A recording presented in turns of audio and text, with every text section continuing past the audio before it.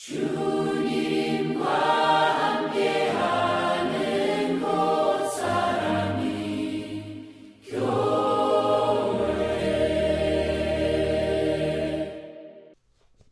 오늘은 로마서 3장 1절에서 8절까지의 말씀으로 선하신 하나님, 불의한 교회라는 제목으로 함께 말씀을 나눠 보도록 하겠습니다.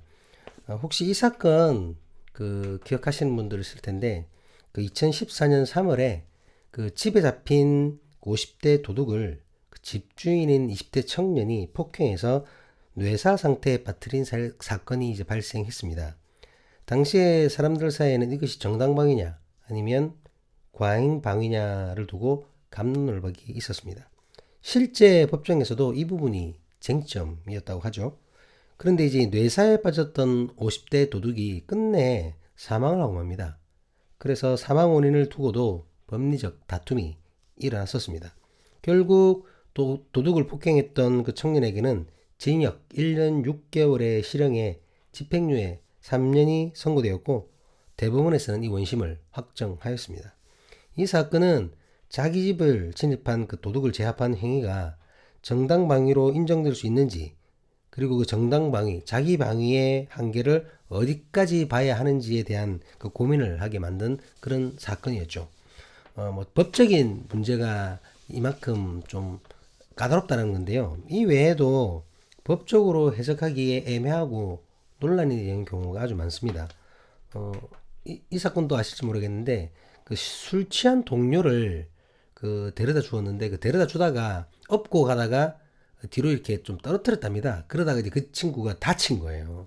예. 근데 이제 그 가족이 1억 원에 대한 손해배상을 회사에 청구를 하게 됩니다. 그러니까 그 사람에게 청구를 하게 됩니다. 그래서 그것도 재판에 있었던 경우인데, 이게 참 억울하죠. 이 사람 그냥 놔두고 갈 수도 있는데, 회사 동료라고 데리고 가다가, 자기도 이제 술을 먹고 힘이 없다 보니까 이제 그런 사고가 일어나고 만 것이죠.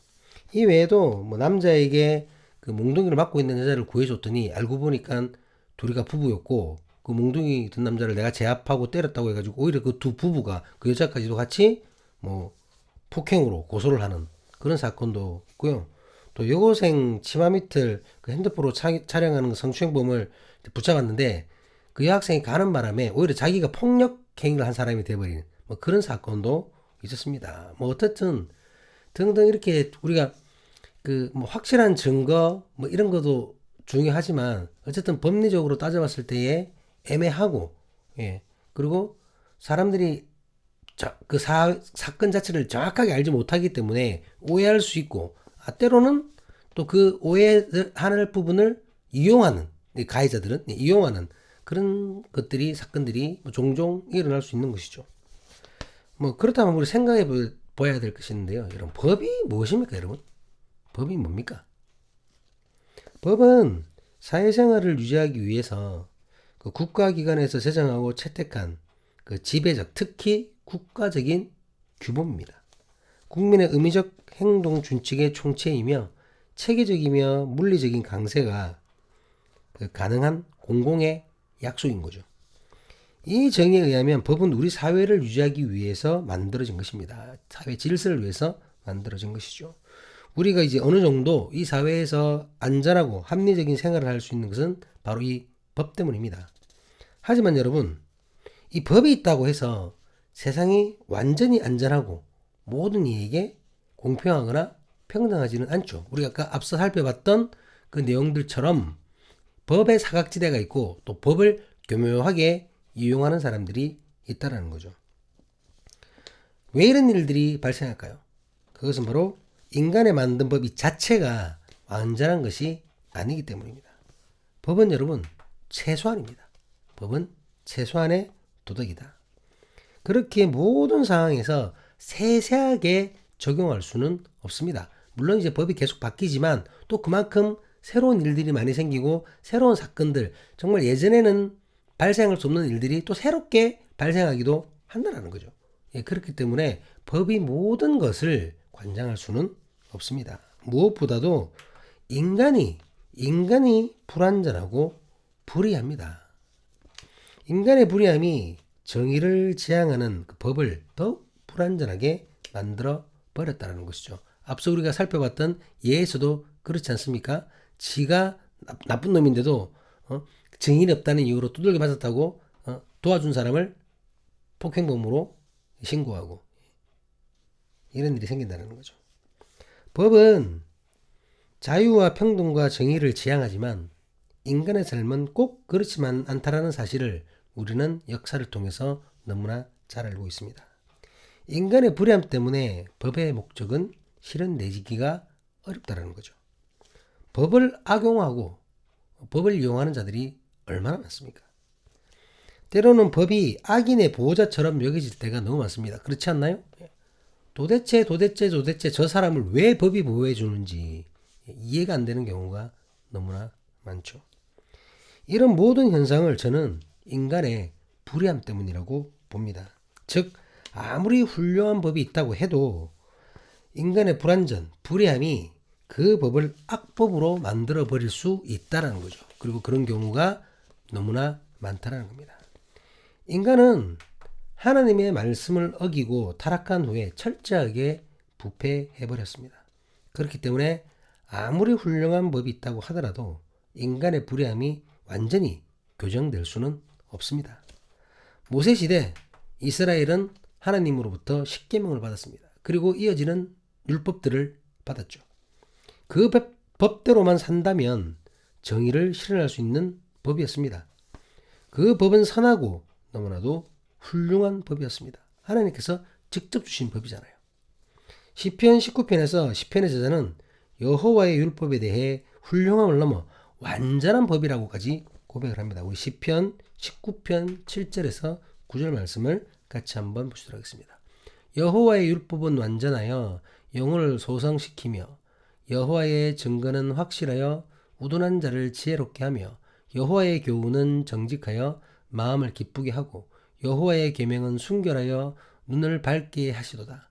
여호와를 경외하는 도는 정결하여 영원까지 이르고 여호와의 법도 진실하여 다 의로우니. 여호와의 율법은 세상에서 일시적으로 제정되었다가 사라지는 그런 법이 아닙니다. 여호와의 율법은 영원한 것입니다. 무엇보다도 여호와의 율법은 생명을 살리는 법이었습니다. 여호와의 율법은 선하고 완전한 법이었습니다. 이런 여호와의 율법을 이스라엘 민족이 받은 것이죠. 그런데 그럼에도 불구하고 그들은 그 법으로 인해서 선하고 온전해지지 않았습니다. 온전하고 완전한 율법을 받았지만 이스라엘 민족은 그렇게 되지 않았다는 거죠. 우리는 이스라엘 민족이 얼마나 큰 은혜를 받은 민족이었는지를 잘 알고 있습니다. 그들은 세상의 법을 넘어 완전함을 갖춘 법을 하나님께로부터 받았습니다. 그리고 하나님의 말씀을 담당하였습니다. 하나님께서 이스라엘을 선택하셨고 그 이스라엘과 함께 하셨습니다. 이스라엘 민족이 여호와의 율법을 받아 말씀을 담당하는 것으로 그들의 얻은 유익은 이로 말할 수 없습니다.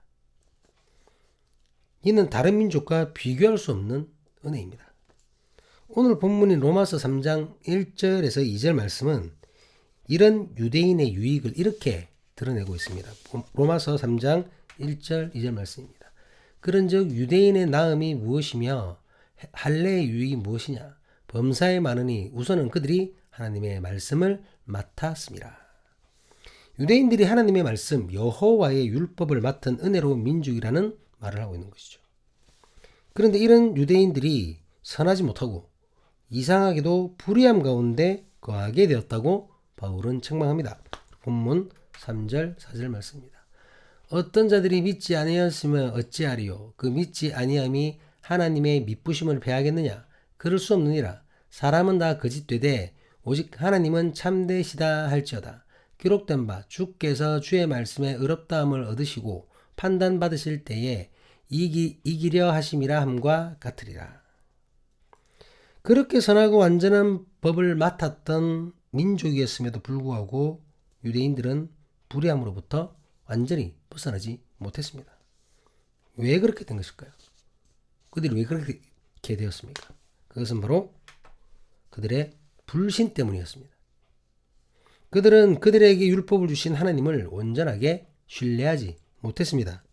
신뢰하지 않았던 하나님을 결국 버리고 말았습니다.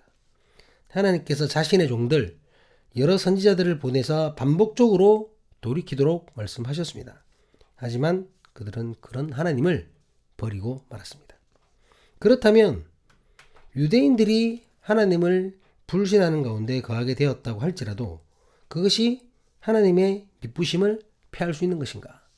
이런 질문을 하게 된다는 거죠. 우리가 이제 성경에는 미쁘다라는 말이 많이 나오는데요. 개역 성경에는 여기 보면 이제 미쁘심 있잖아요. 미쁘심. 이 뜻은 충성, 충성 혹은 충실, 성실, 진실, 이런 뜻을 함의하고 있습니다. 하나님의 진실하심을 나타내는 거죠. 그러니까 하나님의 진실하심을 폐할 수 있느냐 이 말입니다.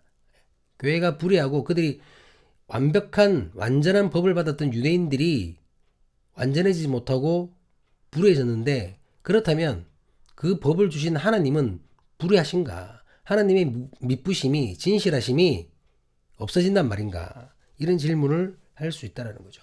어떻습니까, 여러분? 절대로 그럴 수 없습니다. 인간의 불의함은 하나님의 미쁘심, 하나님의 진실하심과는 상관이 없습니다. 유대인들이 선하신 하나님의 말씀을 따르지 않았던 것이지 이스라엘을 선택하셨던 하나님께서 불의한 것은 아니란 말이죠. 하나님은 여전히 완전하시고 선하신 분이십니다. 하나님 외에 아무도 완전한 선이 될 수 없습니다. 오직 하나님만이 참이십니다. 하나님은 참되시기에 하나님의 법인 여호와의 율법이 참된 것입니다. 설사 완전한 참된 법을 받은 인간이 불의하다고 하더라도 하나님께서는 참되십니다. 이해가 되시죠? 그렇기 때문에 하나님께서 세상을 심판하실 수가 있는 것입니다. 우리 본문 5절 6절 말씀입니다. 그러나 우리의 불의가 하나님의 의를 드러나게 하면 무슨 말하리요? 내가 사람의 말하는 대로 말하노니 진노를 내리시는 하나님이 불의하시냐? 결코 그렇지 아니하리라. 만일 그러하면 하나님께서 어찌 세상을 심판하시리요? 하나님께서 진노를 내리시는 까닭은 인간의 불의하기 때문입니다. 유대인들이 하나님의 백성이라고 칭함을 받은 민족이라고 할지라도 그들이 불의함 가운데 거하게 되면 하나님께서 심판하십니다. 하나님의 심판, 하나님의 진노가 부당하다고 말할 수 있겠습니까? 결코 그럴 수 없다는 거죠. 하나님께서 자신을 믿지 않는, 신뢰하지 않는 백성을 버리셨다고 해도 하나님께서는 불의하신 것이 아닙니다. 하나님께서는 여전히 선하십니다. 과거 예수님을 배척했던 유대인들은 자신들이 율법을 온전히 실천한다고 자부했었습니다. 율법을 잘 지키는 사람이었다는 거죠. 하지만 실상은 그렇지 않았습니다. 그들은 율법을 거스르고 있었습니다. 율법의 참된 의미를 모른 채 그저 형식적으로만, 겉으로만 자신들에게 유리하게만 적용하고 실천했습니다. 만약 그들이 율법을 온전하게 그리고 신실하게 행했다면 그들은 예수님을 알아보지 못할 수가 없습니다. 왜? 예수님은 말씀 속에, 율법 속에 드러나 있는 분이기 때문입니다. 하지만 대부분의 유대인들은 말씀으로 준비된 율법이 예비하신 예수님을 알아보지 못했고 부인했습니다. 그들은 형식적인 순종자일 뿐이었기 때문입니다. 우리가 신앙생활을 하다 보면 아주 어처구니 없는 일들이 많이 발생합니다. 요즘이 저는 그 최고조라고 생각하는데요. 목회자들의 범죄는 이제 너무나 흔해서 특별한 뉴스도 아니죠. 사기꾼들 중에 장로와 집사는 왜 그리 많은지 참 어처구니가 없습니다.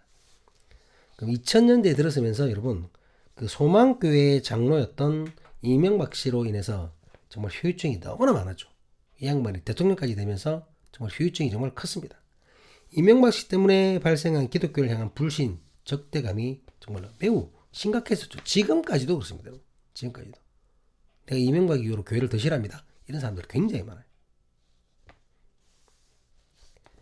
그런데 그 후유증이 가시기도 전에 사랑의 교회, 명성교회 등등 여러 대형 교회의 불법이 드러났었죠. 지금도 진행 중이고요. 무엇보다도 그 불법을 해결하는 과정에서 나타난 그 교회의 불의는 혀를 내두르게 할 정도였습니다. 이후에도 정광훈, 손현보 등 가짜들, 독사의 자식들이 마르지 않는 샘처럼 여기저기서 계속해서 나타나고 있습니다. 참 끝도 없습니다. 어떤 때는 한국 사회의 정의와 평화를 위해서 교회가 사라지는 것이 맞지 않는가 하는 생각이 들 정도였습니다. 하나님을 진정으로 믿는 그 교회를 말하는 게 아니에요, 여러분. 교회인 척하는 그 가짜들, 그것들을 말하는 겁니다. 사라져야 하지 않나. 그런데 이런 상황을 보며 교회, 교인을 넘어 하나님께서 불의하다고 생각하는 사람들이 있습니다. 교회에 대한 적대감을 넘어 하나님을 적대시하며 조롱하는 것이죠. 여러분, 이것이 정당할까요? 교회가 불의해? 아니, 그렇다면 그들이 믿는 하나님도 불의하지. 이게 정당한 것입니까? 교회가 불의하다고 해서 하나님께서 불의하신 것입니까? 목회자가 횡령하고 성폭행 저지르고 사기치고 나라를 망친다고 해서 하나님께서 불의하시다고 우리는 확정할 수 있습니까? 물론 믿지 않는 이들의 주장이 인간적으로 일리가 있기도 합니다. 전혀 무조건 틀렸어 라고 말할 수는 없죠. 인간적 상식에서. 그 스승의 그 제자라고 얘기하잖아요. 쉽게 말해서 그 나물에 그 밥이라는 겁니다. 아니 자기들이 믿는 신이 그러니까 저 인간들도 저렇지. 저렇게 되는 거예요. 믿는 자들이, 특별히 목회자가 그 모양인데 기독교에 뭐 배울 게 있느냐는 것이죠. 틀린 말이 아니잖아요. 예.